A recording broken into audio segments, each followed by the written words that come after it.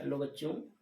तो आज के अपने इस लेक्चर में हम लोग स्टार्ट करेंगे ग्रेविटेशन पढ़ेंगे। फिर हम इसमें पढ़ेंगे कि सबसे पहले जानेंगे ग्रेविटी क्या होता है। Then we will discuss about weight of body. Then after that we will discuss gravitational acceleration, different formulas for gravitational acceleration, and on what factors does gravitational acceleration depend, and so on. Okay, so myself Bhupendra Yadav welcomes you all in your lovely channel Play with Physics. Okay, तो let's start. Gravitation में सबसे पहले हमें जानना बच्चों gravity क्या होता है। लेट अस नो ग्रेविटी क्या है। पहला टॉपिक बच्चों आज का हमारा ग्रेविटी। ग्रेविटी क्या होता है। आपने ऑब्जर्व किया होगा कि जब भी आप कोई ऑब्जेक्ट ऊपर की तरफ थ्रो करते हो या कोई भी ऑब्जेक्ट आप छोड़ते हो तो it always comes down, means toward the centre of earth. Okay, तो हम कह सकते हैं कि वो पर्टिकुलर फोर्स जिससे अर्थ प्रत्येक बॉडी को अपने सेंटर की ओर अट्रैक्ट करती है that is known as gravity. यानी कि the force with which earth attracts every object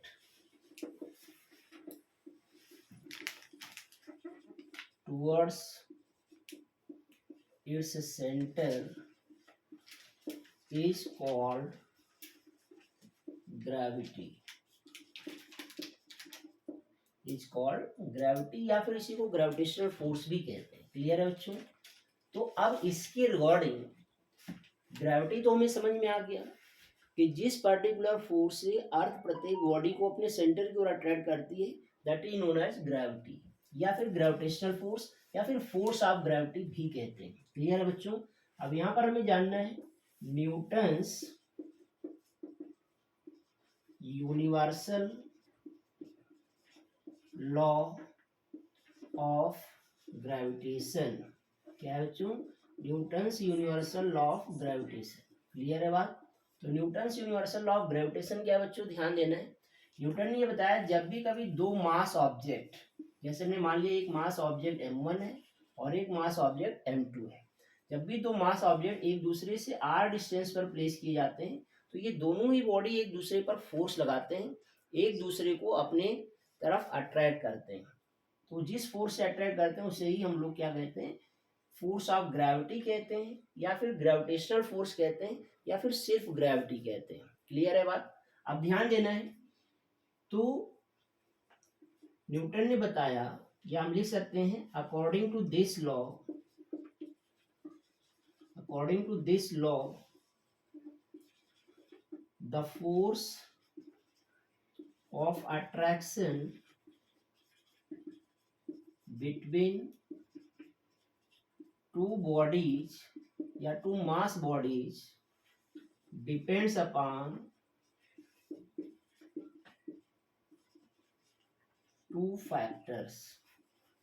इन दो बातों पर डिपेंड करता है। The first one, F is directly proportional to product of masses of the two bodies, and second one F proportional to 1/r²।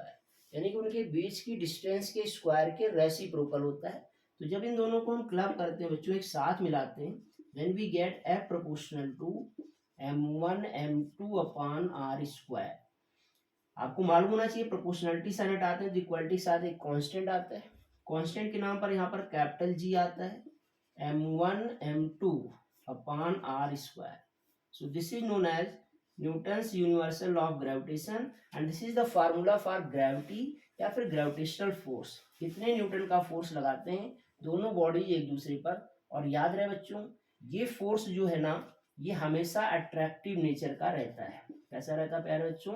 Attractive nature का ये force रहता है। Clear है बात? यहां तक समझ में आ गया। अब ध्यान देंगे, नेक्स्ट थिंग ध्यान देना बच्चों, ये जो सेकेंड रिलेशन लिखा था हमने F प्रोपोर्शनल टू 1/r², इसका मतलब ये होता है the gravitational attraction force is inversely proportional to the square of distance between them. Means जैसे जैसे डिस्टेंस बढ़ता है तो फोर्स घटता है, और जैसे जैसे डिस्टेंस घटता है तो ये फोर्स क्या होता है प्यारे बच्चों, बढ़ता है। क्लियर है? तो for two different situations, for two situations, जब मान लो दो ऑब्जेक्ट पहले r1 डिस्टेंस पर रखे थे, अब उन्हें r2 डिस्टेंस पर रख दिया जा रहा है, तो उनके बीच लगने वाला फोर्स क्या हो जाएगा। तो बच्चों इसके लिए डायरेक्ट फार्मूला आपको ध्यान रखना है इसी से, F1 upon F2 equal to हो जाएगा R2 अपान R1 का होल स्क्वायर। क्लियर है बच्चों? आइए इसी पर एक इलस्ट्रेशन डिस्कस करते हैं। तो हम इलस्ट्रेशन नंबर 1 की बात कर लेते हैं बच्चों। क्वेश्चन ये कहा गया कि if the distance between two bodies is halved, what will be new force. तो उनके बीच लगने वाला न्यू फोर्स ऑफ अट्रैक्शन क्या हो जाएगा। क्लियर है बात? तो हम लिखते हैं, कैसे सॉल्व करेंगे, ध्यान देंगे सब लोग। सिंस मान लेते हैं कि पहले वो दोनों r डिस्टेंस पर रखे हुए थे, ऐसा हमने लेट कर लिया, तो अकॉर्डिंग टू क्वेश्चन R2 क्या हो जा रहा है प्यारे बच्चों, उनके बीच की डिस्टेंस को क्या कर दिया जा रहा है, हाफ कर दिया जा रहा है। इसका मतलब अब डिस्टेंस पहले की हाफ हो जाती है तो 1/2r हो गया। क्लियर है? तो हम लिखेंगे सिंस वी नो दैट, अभी बताया था मैंने फार्मूला, क्या बताया था कि F1 upon F2 equal to हो जाता है बच्चों R2 अपान R1 का होल स्क्वायर। रख दो अवकात R2 की, R2 की क्या है बच्चों, हाफ R है, और अपान आवर की क्या है, R है, इसका होल स्क्वायर। इस R से ये R कट गया, बचा हाफ का स्क्वायर। तो प्यारे बच्चों F1 upon F2 equal to half का स्क्वायर कितना हो जाएगा, 1/4। क्रॉस मल्टीप्लाई कर दो तो F2 इक्वल टू क्या आ गया बच्चों, 4 टाइम्स ऑफ F1 आ गया। इसका मतलब अब क्या हुआ, जब हम दो बॉडीज के बीच की डिस्टेंस को हाफ कर देते हैं तो फोर्स कितना हो जा रहा है, 4 टाइम्स हो जा रहा है। It confirms that on decreasing the distance between two masses the force increases and vice versa। Clear है? नेक्स्ट इलस्ट्रेशन यहीं पर मैं ले लेता हूं। If the distance between two bodies is made n times, then find new force. तो new force कितना हो जाएगा, तो बच्चों ध्यान देना, इसको हम सॉल्व कर लेते हैं यहीं पर डायरेक्ट, क्योंकि आपने पढ़ा कि F1 upon F2 equal to क्या होता है, R2 अपान R1 का होल स्क्वायर। तो R2 कितना बना दिया बच्चों, n टाइम्स, तो nr हो जाएगा, और अपान में r का होल स्क्वायर, इससे कट गया तो n²/1 आ गया। क्रॉस मल्टीप्लाई कर लोगे तो क्या आ जाएगा बच्चों, F2 इक्वल टू आ जाएगा, आप देखेंगे F2 इक्वल टू आ जाएगा 1/n² टाइम्स F1। इसका मतलब अब देखा आपने डिस्टेंस जब बढ़ा दिया तो फोर्स क्या हो जाएगा, रिड्यूस हो जाएगा। यानी कि जैसे जैसे डिस्टेंस बिटवीन टू बॉडीज बढ़ती है तो फोर्स क्या हो जाता है बच्चों, रिड्यूस हो जाता है। फोर्स क्या हो जाता है, रिड्यूस हो जाता है। क्लियर है बात? तो यहां तक आई थिंक बात समझ में आ जाती है। नेक्स्ट आगे बढ़ लेते हैं हम लोग। तो ये समझ में आ गया। इस रिलेशन में ये जो इक्वालिटी के साथ हमने कांस्टेंट लाया था ना, कैपिटल जी, इसे कहा क्या जाता है, ध्यान से सुन लो बच्चों। G is known as universal gravitational constant. बच्चों ध्यान देना है, इसे यूनिवर्सल ग्रेविटेशनल कांस्टेंट क्यों कहा जाता है, क्योंकि इसकी वैल्यू प्लैनेट के किसी भी फैक्टर पर डिपेंड नहीं करती है, इसलिए इसे यूनिवर्सल ग्रेविटेशनल कांस्टेंट कहा जाता है। और इसकी जो वैल्यू होती है बच्चों, याद रखना है, capital G equal to 6.67 into 10⁻11 newton metre square पर केजी स्क्वायर होता है। क्लियर है? ध्यान देंगे। तो जी को अगर डिफाइन करना हो तो इसी फार्मूले से हम लिखते हैं, since F equal to G m1 m2 upon R square, तो कैपिटल जी इक्वल टू क्या हो जाएगा बच्चों, FR² अपान m1 m2। इस रिलेशन में अगर हम r की वैल्यू 1 ले लें मीटर, और m1 equal to m2 equal to 1 kg ले लेते हैं, then what we go to get g equal to f means ये जो ग्रेविटेशनल कांस्टेंट कैपिटल जी है ना बच्चों, ये कुछ और नहीं बल्कि वो ग्रेविटेशनल फोर्स ऑफ अट्रैक्शन है जो दो यूनिट मासेस के बीच तब एक्ट करता है जब वो 1 मीटर डिस्टेंस अपार्ट पर प्लेस्ड होते हैं। Got my point. तो ध्यान देना है कि कैपिटल जी क्या है, इसकी वैल्यू क्या होती है, यूनिट क्या होती है और कैसे डिफाइन करते हैं। तो हम यहाँ से हम कैपिटल जी को बता लेते हैं। क्लियर है बच्चों। तो कैपिटल जी हमेशा फिक्स रहेगा, कहीं पर भी आप जाएंगे इसकी वैल्यू में कोई चेंज नहीं होगा। This is why it is termed as universal gravitational constant. Got my point. अब ध्यान देना बच्चों, यहीं पर हम बात कर लेते हैं वेट। तो वेट ऑफ अ बॉडी क्या होता है बच्चों, ध्यान देना है। जैसे मान लेते हैं ये अर्थ है, क्लियर है, अर्थ का मास इसके सेंटर पर है, इसे हम एम लिख लेते हैं, मास ऑफ अर्थ। और ये है बच्चों रेडियस ऑफ अर्थ, क्लियर है, सेंटर से।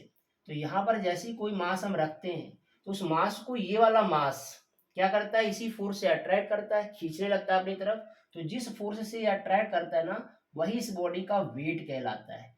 यानी कि ये जो वेट है ना, वो उस फोर्स के इक्वल होगा जो इन दोनों के बीच लग रहा होता है।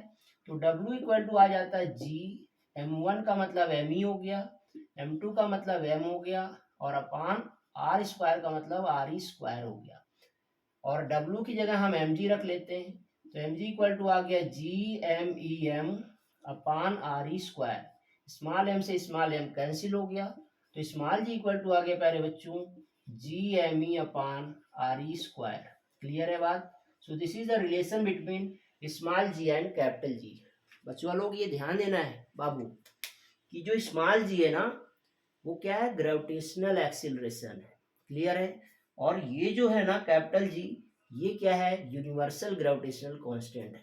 याद रहे बच्चा, जब आपको वेट पूछा जाए ना, तो वेट इक्वल टू फार्मूला ये ध्यान रखना, मास इनटू स्मॉल जी, कैपिटल जी नहीं आएगा यहाँ पर।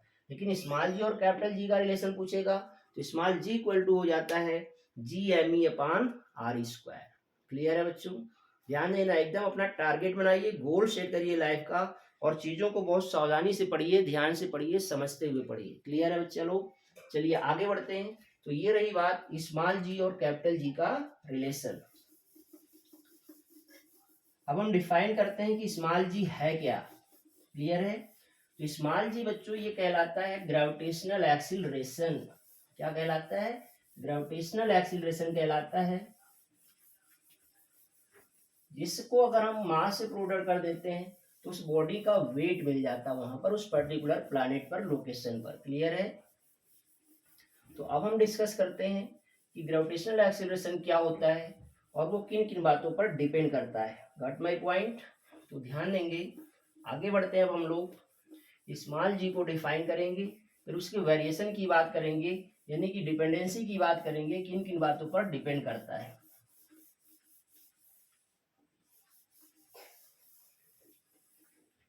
ओके बच्चों, तो let's see gravitational acceleration.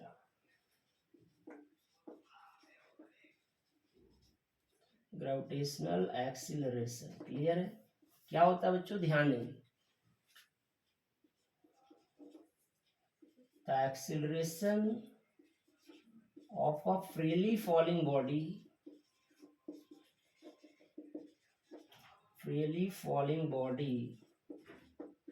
is called acceleration due to gravity भी कहा जाता है इसे। क्लियर है। या फिर ग्रेविटेशनल एक्सीलरेशन कहा जाता है। स्मॉल जी से रिप्रेजेंट करते हैं, और इसकी जो यूनिट है बच्चा लोग, वो होती है मीटर पर सेकेंड स्क्वायर, और ये एक वेक्टर क्वांटिटी होती है। कैसी होती है, वेक्टर। Got my point. तो इतनी बात समझ में आ रही है कि स्मॉल जी क्या होता है, इसकी यूनिट क्या होती है, और ये कैसी क्वांटिटी है। क्लियर है बच्चों। आइए नेक्स्ट हम बात करते हैं। अब इसका फार्मूला भी मैंने आपको बताया, small G equal to capital G ME upon RE square. ठीक है ना।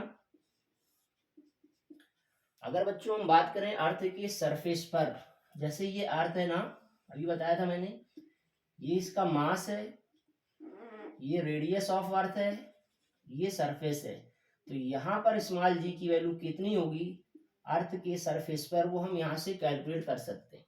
इसमें बच्चों ध्यान रखना है, कैपिटल जी की वैल्यू अभी मैंने बताया था 6.67 इंटू 10⁻11 न्यूटन मीटर स्क्वायर पर केजी स्क्वायर, और मास ऑफ अर्थ होता है बच्चों 6 इंटू 10⁻24 केजी, और जो रेडियस ऑफ अर्थ है वो है 6.4 इंटू 10⁻6 मीटर, याद रखना है। क्लियर है बच्चों?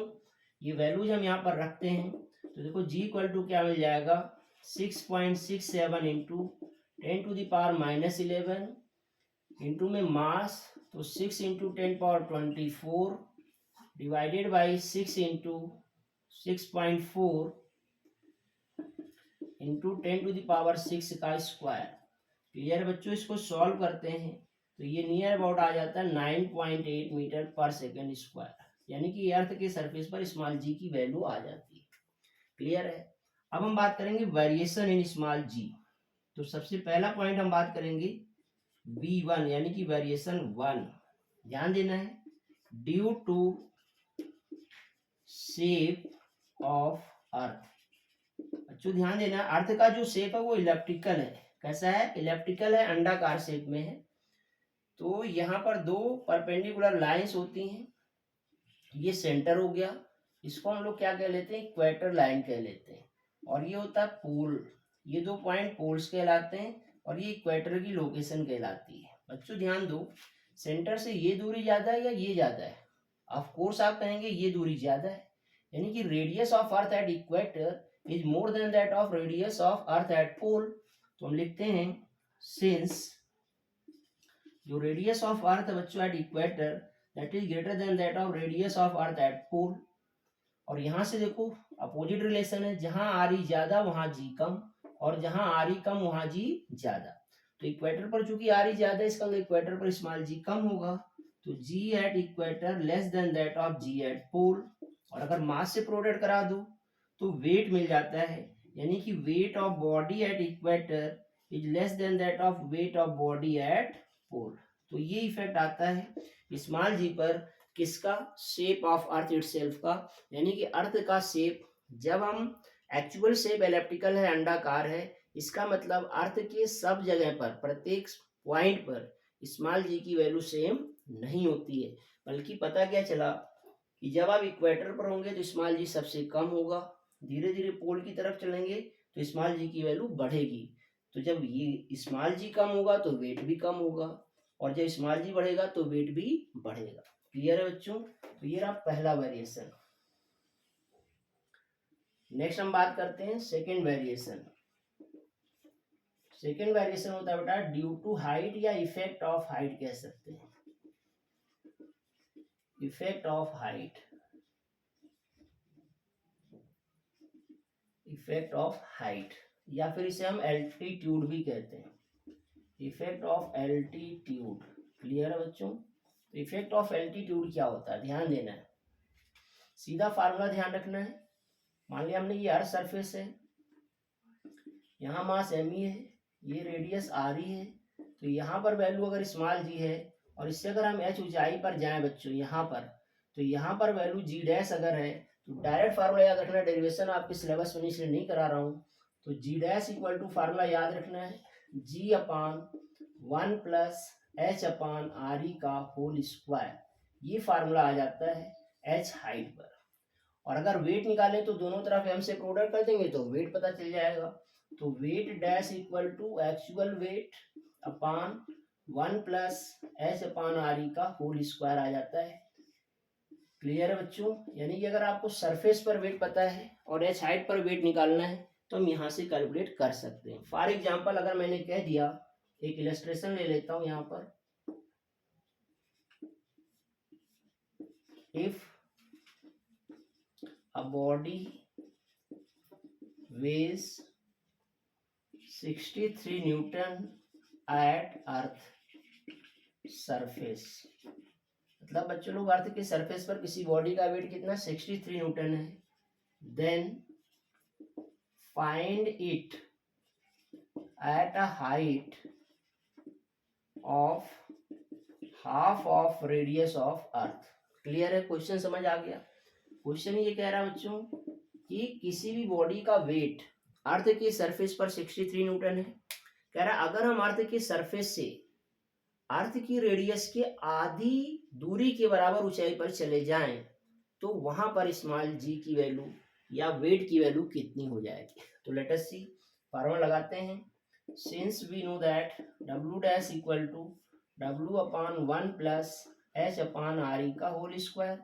तो बच्चों W dash equal to W की वैल्यू कितनी है 63 रख दो, 1 प्लस H कितना है बच्चों, H कह रहा हाफ ऑफ RE है, तो H की जगह हम रख लेते हैं हाफ ऑफ RE, और अपान में क्या है RE का होल स्क्वायर। तो इस RE से इस RE को काट दिया, तो W dash equal to 63, 1 plus half का होल स्क्वायर, 1 प्लस हाफ कितना हो जाएगा बच्चों 3/2 का स्क्वायर, तो ये हो गया 63 अपान 9/8 स्क्वायर किया, रिवर्स कर दो ये ऊपर आ जाएगा, और 9 7 जा 63 और 7 8 जा सॉरी आप देखेंगे ना बच्चों ये 2 का स्क्वायर करेंगे तो 9/4 आएगा, क्लियर है। और 7 4 जा कितना हो जाएगा 28 न्यूटन। यानी कि जिस बॉडी का वेट अर्थ के सरफेस पे कितना था 63 न्यूटन था, आपने देखा कि आधी रेडियस के बराबर हाइट पर जाने पर वो कितना रह जाता है 28 न्यूटन रह जाता है। इसका मतलब वेट घटा या बढ़ा, आप देख सकते हैं पहले 63 न्यूटन था अब 28 न्यूटन हो गया, आप खुद ही समझ सकते हैं घटा या बढ़ा, ऑफ कोर्स घटा, क्लियर है। नेक्स्ट इफेक्ट है बच्चों, नेक्स्ट वेरिएशन की बात कर लेते हैं, तो वो है variation number 3, that is effect of depth. क्या पढ़ेंगे बच्चों, इफेक्ट ऑफ डेप्थ, यानी कि जब हम हमारे सरफेस के नीचे जाएंगे तो क्या फर्क पड़ेगा। तो बच्चों ध्यान रखना है, मान लेते हैं ये अर्थ सरफेस है, यहाँ पर मास है और ये रेडियस ऑफ अर्थ है, क्लियर है। सरफेस पर वैल्यू स्मॉल जी है और एच डेप्थ नीचे जब यहाँ कहीं पर आते हो यहाँ पर मान लेते हैं वैल्यू जी डैश। तो जी डैश कैसे कैलकुलेट किया जाएगा एच डेप्थ पर, डायरेक्ट फार्मूला याद रखना अपने सिलेबस में। तो G dash is given by G times 1 minus H upon R E, clear है बच्चों, ध्यान देना ये फार्मूला लगाना है। तो वेट भी क्या हो जाएगा एम से प्रोडक्ट करा दो दोनों तरफ तो वेट मिल जाएगा, तो W dash equal to W times 1 minus H upon R E, clear है बच्चों। ये फार्मूला इस्तेमाल करेंगे एच डेप्थ के लिए, ठीक। अगर हम यहाँ से चलते चलते चलते नीचे खिसकते खिसकते सेंटर पर आ जाएं तो आप देखेंगे एच की वैल्यू बढ़कर कितनी हो जाएगी आर ई के बराबर हो जाएगी। तो हम लिखेंगे if H equal to R E that is at the center of earth, at the center of earth क्या हो जाएगा वेट और जी डैश दोनों लिख लेते हैं साथ साथ, W टाइम्स 1 माइनस एच की जगह रखो आर ई बेटा, यहाँ पर आर ई ने आर ई को काट दिया, कितना बचेगा 1, 0 नहीं 1, 1 माइनस 1 क्या हो जाएगा 0, 0 इंटू कुछ लिखा हो क्या हो जाएगा 0, यानी कि जी डैश और W डैश दोनों क्या हो जाते हैं 0 हो जाते हैं, क्लियर है। ये बेटा मिनिमम वैल्यू होती है, क्लियर। अच्छा यहाँ पर देखो जैसे जैसे नीचे जा रहे हैं वैसे वैसे जी डैश की वैल्यू घट रही है, यानी कि नीचे जाने पर भी जी डैश क्या हो रहा है घट रहा है, और यहाँ पर आपने देखा था ऊपर जाने पर भी जी डैश क्या हो रहा था घट रहा था। तो सबसे ज्यादा कहाँ पर हुआ बच्चों सरफेस पर हुआ, यानी कि अर्थ के सरफेस पर स्मॉल जी की वैल्यू सबसे ज्यादा होती है और वो 9.8 मीटर पर सेकेंड स्क्वायर होती है। This is maximum value of small G, this is minimum value of small G. At the centre of earth कितना होता है 0, यानी कि अगर आप चलते चलते अर्थ के सेंटर पर पहुंच जाएं तो सोचो आपका वेट क्या हो जाएगा 0, लेकिन ऐसा पॉसिबल नहीं होता है। आगे चल करके क्लास 11 में हम पढ़ेंगे कि कोई भी बॉडी अर्थ के सेंटर पर पहुंच ही नहीं पाती है, बल्कि वहां जाकर के वो ऑसिलेट करने लगती है, उसका डेरिवेशन बाकायदा हम क्लास 11 में पढ़ेंगे आप लोग, क्लियर है बच्चों, समझ आ गया यहाँ तक, क्लियर है। तो स्मॉल जी क्या होता है, उसका बेसिक फार्मूला क्या है, किन किन बातों पर डिपेंड करता है और कैसे चेंज होता है। नेक्स्ट पॉइंट बेटा, स्मॉल जी की वैल्यू जो मून के सरफेस पर होती है ना वो 1/6 होती है स्मॉल जी एट अर्थ, यानी कि अर्थ पर जो स्मॉल जी की वैल्यू होती है उसका 1/6 होता है। इसका रिजल्ट क्या आता है कि जो व्यक्ति अर्थ के सरफेस पे 1 मीटर उछल पाएगा जंप कर पाएगा वो मून के सरफेस पर 6 मीटर जंप कर पाएगा। और वेट की अगर हम बात करें तो weight at moon is 1/6 of weight at earth. Clear, ये भी ध्यान रखना है, आपके सिलेबस में इससे रिलेटेड क्वेश्चन पूछा जाता है। गॉट माई पॉइंट बच्चों, समझ आ गया होगा, क्लियर है। तो ये रहा आपका ग्रेविटेशन से रिलेटेड चीजें, ठीक है। और एक क्वेश्चन और इम्पोर्टेंट बनता है कि मास और वेट में क्या डिफरेंस है।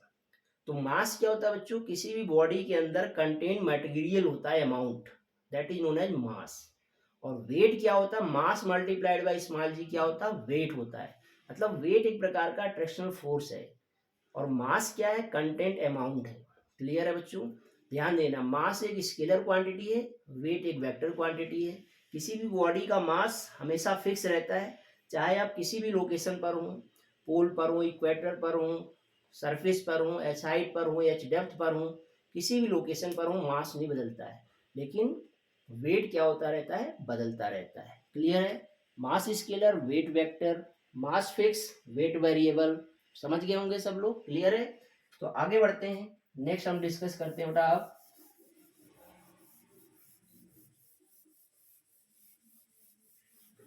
तो आई थिंक इतनी बात आपको समझ में आई होगी बच्चों।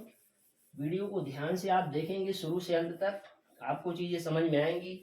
और समय को मत गवाते हुए चीजों को अच्छे से रिकॉल करें, रिवाइज करें। कहीं पर कोई कंफ्यूजन हो तो वीडियो में कमेंट करें आप, आपके सवाल का जवाब आपको भेज दिया जाएगा। क्लियर है बच्चों। और ध्यान रहे, इस वीडियो को अगर आपको पसंद आया हो तो आप इसे लाइक करें, शेयर करें और सब्सक्राइब करें। क्लियर है बच्चों। साथ ही साथ आपको ध्यान देना है, डिस्क्रिप्शन में जाएंगे तो वहां पर टेलीग्राम का लिंक प्रोवाइड किया गया है, और उस पर क्लिक करेंगे तो उसका पीडीएफ भी आपको मिल जाएगा। क्लियर है बच्चों। तो आज के लेक्चर में इतना ही। Thank you all.